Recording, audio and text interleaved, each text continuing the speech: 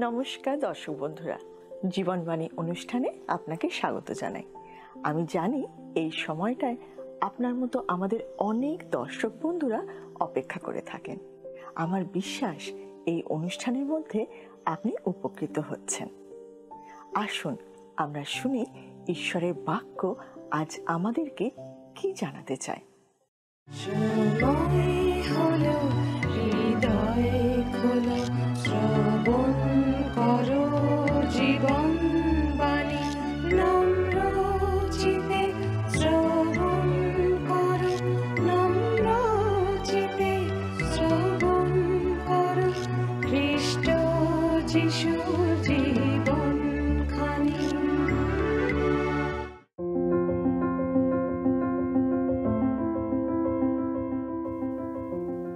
আজকে আমরা জিএসকেল ভাববাদী পুস্তকের 13, 14 এবং 15 অধ্যায় নিয়ে আলোচনা করব। আমরা এর আগে দেখেছি ঈশ্বরের আত্মা জিএসকেল ভাববাদীকে বাবিলনের কবার নদীর তীর থেকে তুলে জেরুসালেমে নিয়ে গেছিলেন এবং সেখানে মন্দিরের মধ্যে এক বিশেষ দর্শনের মাধ্যমে দেখিয়েছিলেন ইসরায়েল জাতির জঘন্য পাপের বিষয়। এবং জিএসকেল ভাববাদী দেখেছিলেন ঈশ্বরের প্রতাপ মন্দির থেকে প্রস্থান করছে। তারপর ঈশ্বরের আত্মা জিএসকেল ভাববাদীকে পুনরায় বাবিলে ফিরিয়ে নিয়ে গেলেন যেন তিনি এই দর্শনের কথা সেই নির্বাসিত জিহুদীদের কাছে বলতে পারেন। সেখানে তিনি জেরুসালেমের ধ্বংস ও জিহুদীদের ভয়ঙ্কর পরিণতির বিষয়ে ভাববাণী বললেন, কিন্তু লোকেরা তা শুনল না। তারা বলতে শুরু করেছিল যে জিরোমীয় এবং জিএসকেল ভাববাদী বছরের পর বছর ইসরায়েলের আর জেরুসালেমের ধ্বংসের কথা বলছেন বটে, কিন্তু এতদিন তো হয়ে গেল, কিছুই তো হলো না। নবুখুদ্নেসর ইতিমধ্যে 2 বার জেরুসালেম আক্রমণ করলেন, কিন্তু তা ধ্বংস করলেন না। অর্থাৎ জিরোমীয় এবং জিএসকেলের ভাববাণী সফল হবে না। কিন্তু ঈশ্বর তাদেরকে বললেন তার কোনো বাক্য কখনো বিফল হবে না, তিনি যা বলেছেন তা সফল হবেই। 13 অধ্যায়ে আমরা ভক্ত ভাববাদী এবং ভক্ত ভাববাদিনীদের বিষয় দেখব। লক্ষ্য করে দেখুন, মহিলারাও এ বিষয়ের সাথে যুক্ত হয়েছিল। আপনি হয়তো লক্ষ্য করেননি যে পৃথিবীতে এমন অনেক নতুন নতুন বিশ্বাস, ভ্রান্ত মতবাদ এবং আরাধনা পদ্ধতি তৈরি হচ্ছে যা মহিলা পরিচালিত। সেখানে মহিলারা গুরুত্বপূর্ণ ভূমিকা পালন করে। জিএসকেল ভাববাদীর সময়েও সেই রকম মহিলারা ছিল যারা ভ্রান্ত মতবাদ ও বিশ্বাস প্রচার করত। কিন্তু জিএসকেল ভাববাদী ঈশ্বরের বাক্য ঘোষণা করতেন। আসুন আমরা পাঠ করি 13 অধ্যায়ের প্রথম 3 পদ। আর আমার অনুরোধ, যদি আপনার কাছে বাইবেল থাকে অবশ্যই আমার সঙ্গে বাইবেল খুলুন। জিএসকেল ভাববাদীর পুস্তক তার 13 অধ্যায় আমরা প্রথম 3 পদ পড়ি। পরে সদাপ্রভুর এই বাক্য আমার নিকটে উপস্থিত হইল, হে মনুষ্য সন্তান, ইসরায়েলের যে ভাববাদীরা ভাববাণী বলে তুমি তাহাদের বিরুদ্ধে ভাববাণী বলো, এবং যাহারা নিজ নিজ হৃদয় হইতে ভাববাণী বলে তাহাদিগকে বলো, তোমরা সদাপ্রভুর বাক্য শোনো। প্রভু সদাপ্রভু এই কথা কহেন, ধিক সেই নির্বোধ ভাববাদীগণকে, যাহারা আপন আপন আত্মার অনুগমন করে, কিছুই দেখে নাই। তাদের সমস্যা হলো তারা নিজেদের মনের কথা ভাববাণী বলে চালিয়ে দিত। যারা পুলপিটে দাঁড়িয়ে ঈশ্বরের বাক্যের পরিবর্তে নিজেদের কথা বলে, নিজেদের চিন্তাধারার বিষয় বলে, তাদের প্রতি ঈশ্বর করুণা করুন, যেন তারা নিজেদেরকে পাল্টাতে পারে। ঈশ্বরের বাক্য ব্যাখ্যা করার সময় একটু আধটু ভুলভ্রান্তি হতেই পারে, আমারও হয়। কিন্তু আমি খুব স্পষ্ট করে বলতে চাই, আমাদের মনে রাখা উচিত যে ঈশ্বরের বাক্য আমরা ব্যাখ্যা করছি তা আমাদের কথা নয়। যে অংশ পাঠ করেছি সেখানে ওই ভাববাদীরা নিজেদের মনের কথা বলছিল। কিভাবে বন্ধুত্ব করতে হয়, অন্যকে প্রভাবিত করতে হয়, সবসময় পজিটিভ চিন্তা ভাবনা করতে হয়, ভাবতে হয় যে আমরা সবাই ভালো, আমরা কেউ পাপী নই, এটাই ছিল তাদের বক্তব্য। তারা বলছিল জেরুসালেমে সব কিছুই তো ঠিকঠাক আছে। আসুন এখন আমরা 17 এবং 18 পদ দুটি আলোচনা করি। দেখি সেখানে লেখা আছে, দেখুন 17 এবং 18 পদ। আর হে মনুষ্য সন্তান, তোমার জাতির যে কন্যাগণ আপন আপন হৃদয় হইতে ভাববাণী বলে, তুমি তাহাদের বিরুদ্ধে তোমার মুখ রাখো এবং তাহাদের বিরুদ্ধে ভাববাণী বলো। তুমি বলো, প্রভু সদাপ্রভু এই কথা কহেন, ধিক সেই স্ত্রীলোক দিগকে যাহারা প্রাণের মৃগয়া করিবার নিমিত্তই সমস্ত কুনুয়ের জন্য বালিশ সেলাই করে ও সর্ব আকৃতির লোকের মাথার জন্য আবরণী প্রস্তুত করে। তোমরা কি আমার প্রজাদের প্রাণ মৃগয়া করিয়া আপনাদের প্রাণ রক্ষা করিবে? জিসকেল ভাববাদীকে ঈশ্বর বলছেন ভক্ত ভাববাদিনীদেরকে থামাতে হবে। তাকে বলা হচ্ছে, তোমার জাতির যে কন্যাগণ তাদের হৃদয় থেকে ভাববাণী বলে, তাদের বিরুদ্ধে তুমি তোমার মুখ রাখো এবং তাদের বিরুদ্ধে ভাববাণী বলো। আদিপুস্তক 10 অধ্যায়ের 8-9 পদে বলা আছে, নিমরোদ সদাপ্রভুর সাক্ষাতে পরাক্রান্ত ব্যাধ ছিল। আসলে সে মানুষ স্বীকার করত। আর বর্তমানে যেসব ভ্রান্ত ধর্মবিশ্বাস ও ধর্মীয় আচার অনুষ্ঠান জন্ম নিচ্ছে, সেগুলো মানুষের আত্মা স্বীকার করে। মহিলারা এই সমস্ত বিষয়ের সাথে যুক্ত। 2 পিতর 2 অধ্যায়ের 1 পদে সাধু পিতর বলছেন, কিন্তু প্রজাবৃন্দের মধ্যে ভক্ত ভাববাদীগণও উৎপন্ন হইয়াছিল, সেই প্রকারে তোমাদের মধ্যেও ভক্ত গুরুরা উপস্থিত হইবে। তাহারা গোপনে বিনাশজনক দলভেদ উপস্থিত করিবে, যিনি তাহাদিওকে ক্রয় করিয়াছেন সেই অধিপতিকেও অস্বীকার করিবে, এই রূপে শীঘ্র আপনাদের বিনাশ ঘটাইবে। আজও আমরা অনেক মহিলার বিষয় শুনি যারা ভিন্ন ভিন্ন উপায়ে প্রেততত্ত্ব চর্চা করে, জাদুটোনা করে, ডাকিনী বিদ্যার চর্চা করে এবং ভাগ্য গণনা করে, অর্থাৎ গুণিন বা ভুতুরিয়া ইত্যাদি। আবার পৃথিবীর বিভিন্ন দেশে বর্তমানে একটা নতুন ধর্মের প্রকাশ ঘটেছে, যারা সরাসরি বলে যে তারা শয়তানের আরাধনা করে। যাই হোক, আমরা পড়লাম ঈশ্বর বলছেন, ধিক সেই স্ত্রীলোক দিগকে যাহারা প্রাণের মৃগয়া করিবার নিমিত্তই সমস্ত কুনুয়ের জন্য বালিশ সেলাই করে। এই মহিলারা আসলে হাতে বাঁধার তাবিজ তৈরি করত, যেন লোকেরা সুস্থ থাকে, তাদের কোনো বিপদ না ঘটে। আবার বিভিন্ন মানুষের জন্য বিভিন্ন আকৃতির মাথার রুমাল তৈরি করত, যেন তারা সেই সব মানুষকে স্বীকার করতে পারে। সেই সমস্ত মন্ত্র পড়া রুমাল তাদেরকে দিয়ে বলা হতো যে ওই রুমাল তাদের মঙ্গল করবে, অর্থাৎ সেই রুমালগুলোই গুরুত্ব পেত, ঈশ্বরের কোনো গুরুত্ব ছিল না। আপনি হয়তো শুনে অবাক হয়ে যাচ্ছেন, কিন্তু এটা ঠিক যে মানব জাতির ইতিহাসে এই সমস্ত চর্চা নতুন বিষয় নয়। জিসকেল ভাববাদী এই সমস্ত কিছুর বিরুদ্ধে বলেছেন, আর তিনি যা বলেছেন সেটা ঈশ্বরের কথা, তার কথা নয়। 14 অধ্যায়টা 2 ভাগে ভাগ করা হয়েছে। প্রথম অংশ সেই সব প্রাচীনদের বিরুদ্ধে ভাববাণী যারা ঈশ্বরের পরিবর্তে হাতে গড়া বিভিন্ন বস্তুর আরাধনা করে, এবং দ্বিতীয় জেরুসালেমের ধ্বংসের নিশ্চয়তা। দুটি অংশেই শুরু হয়েছে একই শব্দবন্ধনী দ্বারা, তখন সদাপ্রভুর এই বাক্য আমার নিকটে উপস্থিত হইল। এই অংশে সদাপ্রভু বলে চললেন কেন তিনি জেরুসালেম শহরকে শাস্তি দিচ্ছেন, আর যে কারণে তিনি জেরুসালেমকে শাস্তি দিয়েছিলেন সেই একই কারণ আমাদের জন্যও প্রযোজ্য। ঈশ্বর এখনও বিভিন্ন দেশকে শাস্তি দিয়ে থাকেন। এই অংশে আমরা দেখব জিহিজকেল ভাববাদী ইসরায়েলের প্রাচীনদের উদ্দেশ্যে বলছেন তারা যেন অনুতপ্ত হয়।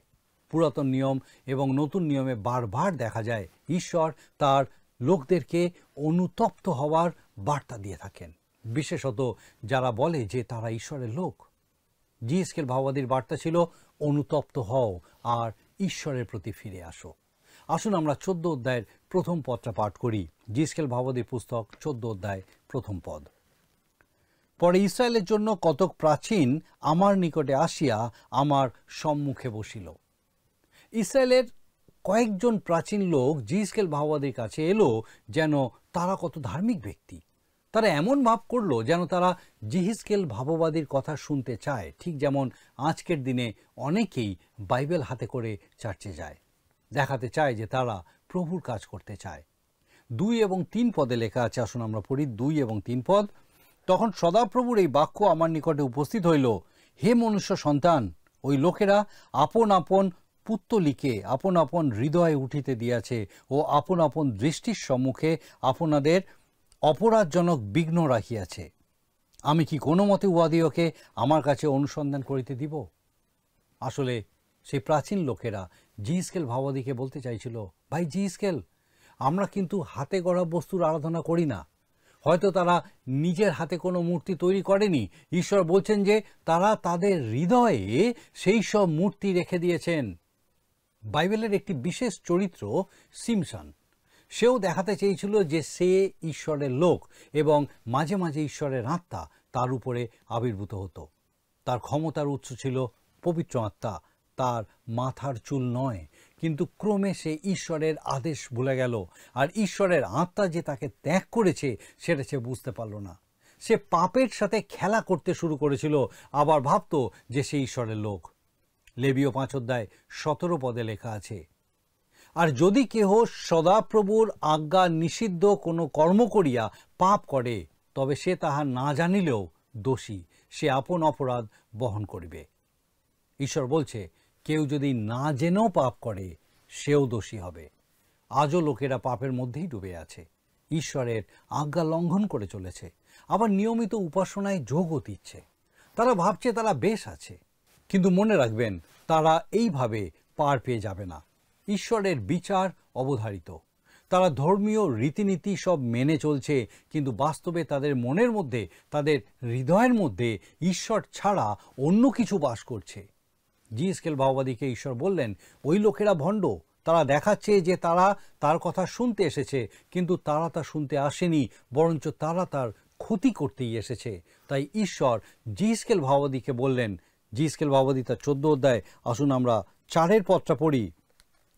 অতএব তুমি উহাদের সহিত আলাপ করিয়া উহাদিওকে বলো, প্রভু সদাপ্রভু এই কথা কহেন, ইসরায়েল কুলের যে কোনো ব্যক্তি আপন পুত্তলিকে হৃদয়ে উঠিতে দেয় ও আপন দৃষ্টির সম্মুখে আপনার অপরাধজনক বিঘ্ন রাখে এবং ভাববাদীর কাছে আইসে, সেই ব্যক্তিকে আমি সদাপ্রভু তাহার পুত্তলিগণের বাহুল্য অনুসারে তদ্বিষয়ে উত্তর দিব। ঈশ্বর বলেন তিনি এই রকম লোকদেরকে শাস্তি দেবেন। প্রভু যীশু তার সময়ের ধর্মগুরুদের বলেছিলেন তারা ভণ্ড। তিনি এই কঠিন শব্দটা অনেকবার ব্যবহার করেছেন, আর এখন জিহিজকেল ভাওবাদী সেই সময়কার ধর্মীয় নেতাদেরকে বলছেন ঈশ্বর তাদের বিচার করবেন। কি দুর্ভাগ্যজনক বিষয়, তাই না? ঈশ্বর সব সময় অধর্মের বিচার করেন। আমি নিশ্চিত যখন কোনো ব্যক্তি বা মণ্ডলী সত্যভ্রষ্ট হয় তখন ঈশ্বর তার বিচার করেন। 6 পদে ঈশ্বর তাদের উদ্দেশ্য করে বলছেন, 14:6 অতএব তুমি ইসরায়েল কুলকে বলো, প্রভু সদাপ্রভু এই কথা কহেন, তোমরা ফিরো, তোমাদের পুত্তলিগণ হইতে বিমুখ হও, তোমাদের সমস্ত ঘৃণার্য কার্য হইতে বিমুখ হও। ঈশ্বর খুব স্পষ্ট করে বলছেন যে এই লোকেরা ছলনাকারী, এরা খাঁটি নয়। এদের হৃদয়ে পাপ বাস করছে এবং সেখানে ঈশ্বরের পরিবর্তে অন্য অনেক কিছুর মূর্তি রয়েছে। কেউ কেউ হয়তো বলবেন, ওরে বাবা, সিমসনের কি ভয়ঙ্কর পরিণতি হয়েছিল, আমি সিমসনের মতো হতে চাই না, আর ওই রকম শাস্তিও পেতে চাই না। তবে আমি আশঙ্কিত, কারণ অনেক বিশ্বাসী আছে যারা উপাসনায় যোগ দেয় অথচ পাপের মধ্যে বাস করে আর পাপ ফল ভোজন করে। যে বিষয়ের তারা নিন্দা করে সেই বিষয়টাই তাদের হৃদয়ে থাকে এবং তারা সেটাই করতে ভালোবাসে। মানুষের এই আদিম স্বভাবের জন্য ঈশ্বর বলছেন, অনুতপ্ত হও, আমার কাছে ফিরে এসো। তিনি ইসরায়েল জাতির প্রতি অনুগ্রহশীল। তিনি তাদের সুযোগ দিচ্ছেন যেন তারা ছলনা ত্যাগ করে এবং সরল হয়, কিন্তু তারা তা হবে না। এবার আমরা এই অধ্যায়ের দ্বিতীয় অংশে যাব, যেখানে জেরুসালেমের ধ্বংসের নিশ্চয়তা সম্বন্ধে বলা হয়েছে। ভক্ত ভাওবাদীরা বলেই চলেছে যে ঈশ্বর জেরুসালেমকে শাস্তি দেবেন না, ছেড়ে দেবেন। এটা তার শহর, তিনি এই শহরকে ভালোবাসেন। তিনি বলছেন জেরুসালেমের প্রতি তার দৃষ্টি আছে। তারা তাদের যুক্তির পিছনে শাস্ত্রের কয়েকটা অংশের উল্লেখ করতেই পারে। ভ্রান্ত মতবাদের সপক্ষে শাস্ত্রের এদিক ওদিক থেকে কয়েকটা পদের উল্লেখ করা যেতেই পারে, কিন্তু ওইভাবে এদিক ওদিক থেকে 2-1টা পদের উপর ভিত্তি করে কোনো সিদ্ধান্তে আসা যায় না। পবিত্র শাস্ত্রবাক্যে কোন বিষয়ের যে সম্পূর্ণ চিত্র ফুটে উঠেছে সেটাই আপনাকে বুঝতে হবে। আর সেটা করলে আপনি দেখবেন কোনো ভ্রান্ত ধারণাকে আপনি যুক্তি দিয়ে খাড়া করতে পারবেন না।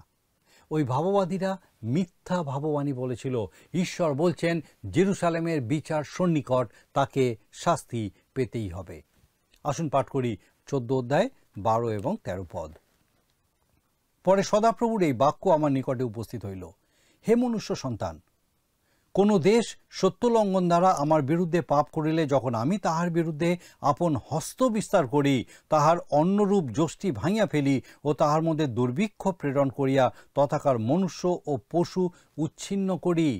ঈশ্বর জিসকেল ভাবদীকে বলছেন, এ শহর বিদ্রোহী শহর, তারা বারবার আমার বিরুদ্ধাচারণ করে আসছে, আমি তাদের অনেক সুযোগ দিয়েছি আমার কাছে ফিরে আসার জন্য, কিন্তু তারা ফিরে আসেনি।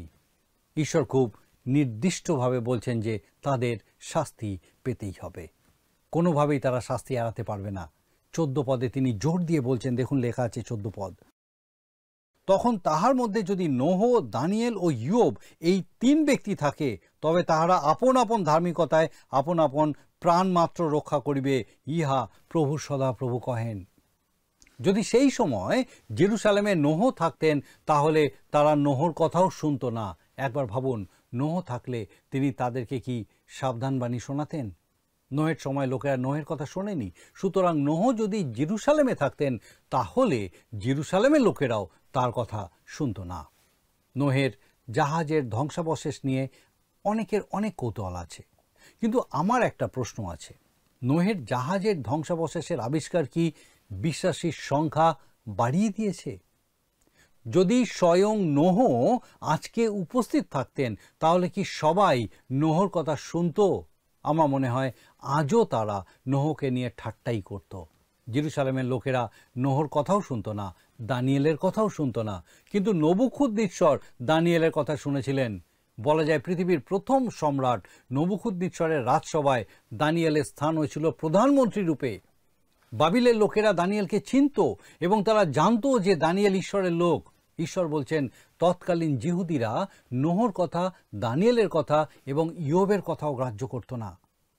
তাই 17 পদে তিনি বলছেন, দেখুন লেখা আছে, অথবা যদি আমি দেশের বিরুদ্ধে খড়গ আনিয়া বলি, দেশের সর্বত্র খড়গ গমন করুক। তিনি জেরুসালেমের বিরুদ্ধে খড়গ আনতে চলেছেন, অর্থাৎ তিনি নবুখুদ্নেছরকে জেরুসালেম ধ্বংস করার অনুমতি দেবেন। তিনি আরও বলছেন, সেই সময় যদি নোহ সেখানে থাকতো, তাহলে নোহ তার সন্তানদের রক্ষা করতে পারতেন না, কেবল নিজেকে রক্ষা করতে পারতেন। আসুন আমরা 20 পদটা পাঠ করি। অথচ দেশের মধ্যে নোহ, দানিয়েল ও ইয়োব থাকে, প্রভু সদাপ্রভু এই কথা কহেন, আমার জীবনের দিব্য তাহারাও পুত্র কিংবা কন্যাকে উদ্ধার করিতে পারিবে না, আপন আপন ধার্মিকতায় আপন আপন প্রাণ মাত্র উদ্ধার করিবে। অর্থাৎ যারা বাঁচবে তারা নিজের ধার্মিকতায় বাঁচবে। দানিয়েল কয়েকজন রাজাকে বাঁচিয়েছিলেন, ঈশ্বরের নিজের লোকেরা তার কথা শোনেনি, কিন্তু একজন ভিনজাতীয় রাজা তার কথা বিশ্বাস করেছিল। একবার ভেবে দেখুন, বর্তমান সময়ে কতজন সত্যি ঈশ্বরের বাক্য শ্রবণ করে এবং বিশ্বাস করে? আমার মনে হয় ঈশ্বরের বাক্য শ্রবণকারী এবং ঈশ্বরের বাক্য অনুশীলনকারী মণ্ডলীর সংখ্যাও খুব বেশি নয়। আর যখন খ্রিস্ট বিশ্বাসীরা তার বাক্য শুনতে অনীহা প্রকাশ করছে, সেই সময় তিনি তার বাক্যকে বিভিন্ন সংবাদ মাধ্যম ও সমাজ মাধ্যমের সাহায্যে চতুর্দিকে ছড়িয়ে দিচ্ছেন, যেন তারা ঈশ্বরের বাক্য জানতে চায়, তারা শুনতে পায় এবং বিশ্বাস করে। যদি মণ্ডলীর সভ্যরা ঈশ্বরের বাক্য শুনতে না চায়, তাহলে সেই বাক্য অন্যত্র চলে যাবে, যেখানে সেই বাক্য গৃহীত হবে। দানিয়েল জেরুসালেমের জন্য কোনো মঙ্গল করতে পারেনি, কিন্তু তাকে বাবিলের প্রধানমন্ত্রী করা হয়েছিল এবং একজন ভিনজাতি রাজা তার কথা শুনেছিল। মনে রাখবেন, যারা প্রভুর বাক্য শুনতে চায়, ঈশ্বর তাদের কাছে সুসমাচার ঠিক পৌঁছে দেন। 15 অধ্যায়ে আমরা দেখব দ্রাক্ষালতার উপমা, যা ফল প্রদান করতে ব্যর্থ। ইসরায়েল জাতিকে দ্রাক্ষা ক্ষেত্রের সাথে তুলনা করা হয়, আর এই বিষয়ে আমাদের কোনো সন্দেহ থাকা উচিত নয়, কারণ যিশাইয় ভাববাদীর পুস্তক 5 অধ্যায় 7 পদে লেখা আছে, ফলত ইসরায়েল কুল বাহিনীগণের সদাপ্রভুর দ্রাক্ষাক্ষেত্র। আর এখন 15 অধ্যায়ের 2 থেকে 4 পদে আসুন আমরা দেখি, লেখা আছে, হে মনুষ্য সন্তান, অন্য সকল গাছ অপেক্ষা দ্রাক্ষালতার গাছ বনের গাছ সকলের অপেক্ষা দ্রাক্ষালতার শাখা কিসে শ্রেষ্ঠ? কোনো কার্যের নিমিত্ত কি তাহা হইতে কাষ্ঠ গ্রহণ করা যায়? কিংবা কোনো পাত্র ঝুলাইবার জন্য কি তাহাতে দাণ্ডা নির্মিত হয়? দেখো, তাহা ভক্ষরূপে অগ্নিতে ফেলিয়ে দেওয়া যায়। অগ্নি তাহার 2 অগ্রভাগ গ্রাস করিল, মধ্যদেশ গ্রাস করিল, তাহা কি কোনো কার্যে লাগিবে? ঈশ্বর এখানে একটা খুব সুন্দর বাস্তব উদাহরণ দেখিয়েছেন। দ্রাক্ষালতার কাজটা কি? প্রভু যিশুও যোহন লিখিত সুসমাচারের 15 অধ্যায়ে বিশ্বাসীদের প্রসঙ্গে একই উদাহরণ দিয়েছিলেন। 15 অধ্যায়ের প্রথম পদে তিনি বলেছিলেন যে তিনি প্রকৃত দ্রাক্ষালতা, ইসরায়েল নয়। ওই অধ্যায়ে প্রভু যিশু পরিত্রাণ সম্পর্কে কিন্তু কিছু বলেননি। তবে কি বলেছিলেন? আমি জানতে চাই দ্রাক্ষালতার উদ্দেশ্যটা কি, তার কাজ কি? তার একটাই কাজ, শুধু ফল প্রদান করা। ঈশ্বর বলছেন দ্রাক্ষালতা দিয়ে অন্য কিছুই হয় না, কোনো আসবাবপত্র তৈরি হয় না। আমার মনে হয় আপনার বাড়িতেও দ্রাক্ষা কাঠের কোনো আসবাবপত্র নেই। ঈশ্বর বলছেন যদি দ্রাক্ষালতায় ফল না ধরে তবে তা পুড়িয়ে ফেলা ছাড়া আর কোনো কাজে লাগে না। যোহন লিখিত সুসমাচারে প্রভু যিশু বলছেন যদি কোনো বিশ্বাসী ফল উৎপন্ন করতে ব্যর্থ হয় তবে সে তার পরিত্রাণ হয়তো হারাবে না, কিন্তু ফল উৎপাদনের অবস্থা থেকে তাকে সরিয়ে দেওয়া হবে। ঈশ্বর মানুষকে সরিয়ে দেন। যখন তারা ঈশ্বরের জন্য ফল উৎপন্ন করতে ব্যর্থ হয় তখন তিনি তাদেরকে সরিয়ে দেন। 15 অধ্যায়ের 8 পদে প্রভু যিশু বলেছেন ইহাতেই আমার পিতা মহিমান্বিত হন যে তোমরা প্রচুর ফলে ফলবান হও আর তোমরা আমার শিষ্য হইবে। যোহন তার 15 অধ্যায় 8 পদ। ইসরায়েলের লোকেরা প্রভুর জন্য ফল উৎপাদনে ব্যর্থ হয়েছিল, আর ঈশ্বর বলছেন আগুনে পুড়িয়ে দেওয়া ছাড়া তাদের জন্য আর কিছুই করার ছিল না, এবং তিনি সেটাই করেছিলেন। তাদের উচিত ছিল অনুতপ্ত হওয়া, কিন্তু তারা সেটা করেনি। যদি খ্রিস্ট বিশ্বাসী রূপে আপনি ঈশ্বরের সন্তান হওয়ার অধিকার পেয়ে থাকেন তাহলে আপনার অনেক বড় দায়িত্ব আছে। আপনি কি জানেন আফ্রিকা, চীন এবং রাশিয়ার বিভিন্ন জায়গায় মানুষ এখনও ঈশ্বরের বাক্য শোনার সুযোগ পায়নি? পৃথিবীর আরও বিভিন্ন জায়গায় মানুষ ঈশ্বরের বাক্য শোনার সুযোগ পায়নি। কিন্তু আমরা যারা ঈশ্বরের বাক্যকে জেনেছি আমাদের অনেক বড় দায়িত্ব আছে। ঈশ্বর চান যেন আমরা তার জন্য ফল উৎপন্ন করি। আমাদের প্রত্যেকের উচিত নিজেদেরকে প্রশ্ন করা, আমরা কি সত্যি প্রভুর জন্য ফল উৎপন্ন করতে সক্ষম হয়েছি? আমরা কি এক সময় ফল উৎপন্ন করতাম কিন্তু এখন আর কোনো ফল উৎপন্ন কি করছি না? আমরা কি শুকিয়ে যাওয়া দ্রাক্ষালতার মতন?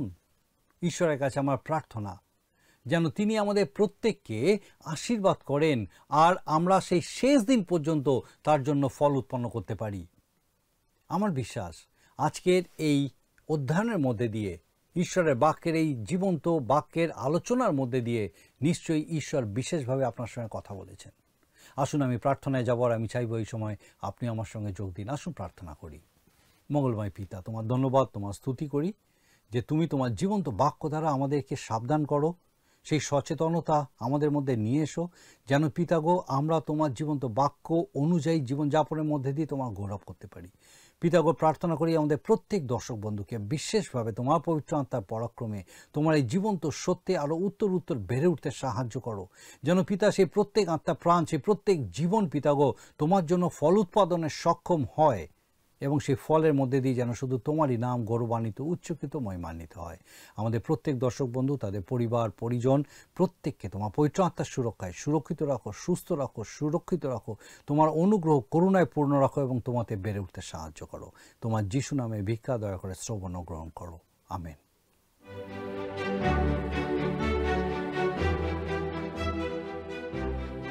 বন্ধুরা, আজকের বাক্য নিশ্চয়ই আপনার জীবনে এক নতুন আনন্দ যোগ করেছে।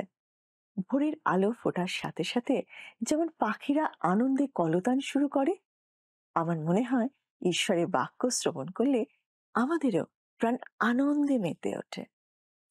আপনার আনন্দের কথা আপনি আমাদেরকে জানাতে পারেন টিভি স্ক্রিনে দেওয়া নাম্বারে।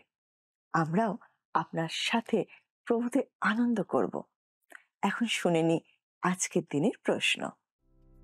প্রিয় বন্ধু, আসুন আমরা আজকের প্রশ্ন উত্তরে আসি। গতকালের প্রশ্নের উত্তর অপশন সি, মন্দিরের পূর্ব দিকের পাহাড়ে। আজকের প্রশ্ন, আজকের আলোচনা অনুযায়ী ঈশ্বর ইসরায়েল জাতিকে বনের কোন গাছের সাথে তুলনা করেছেন? অপশন এ জিতবৃক্ষ, বি তালতরু, সি দ্রাক্ষালতা, ডি শ্যামা ঘাস। বন্ধু, এই প্রশ্নের উত্তর আগামীকাল সন্ধ্যে 6টার মধ্যে option A, B, C, D সহকারে আপনার নাম ও সম্পূর্ণ ঠিকানা সহ 9433497235 এই নম্বরে SMS-এ অথবা হোয়াটসঅ্যাপে লিখে পাঠাবেন।